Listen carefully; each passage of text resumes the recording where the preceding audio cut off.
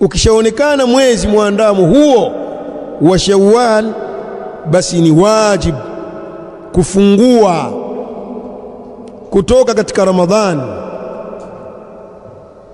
Sio mwezi umeonekana wajifanya bado hujaelewa, waingia hapa watokea kule, wasimamia kule nini, mashekhi wetu hawajatangaza. La,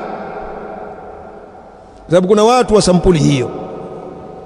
Mwezi unamuonyesha huu hapa na anaona kwa macho yake mawili, lakini asifungue kesho yake, atasubiria mpaka mashekhe zake huko watoe taarifa, jamani mwezi umeandama.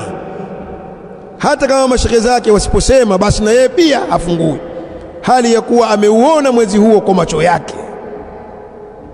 Mara ngapi imetokea bwana, watu wanaonyeshana mwezi huu na watu wakauona,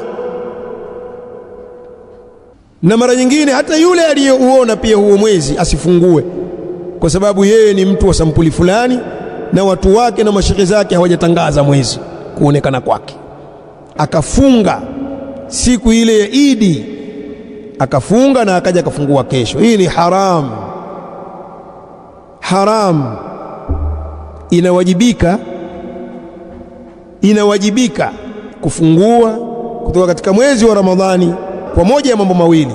Jambo la kwanza ni kuonekana mwezi muandamo wa Shawwal. Ukishaonekana tu hakuna namna nyingine, ni kufungua, kwa sababu ni wajibu, sio khiari.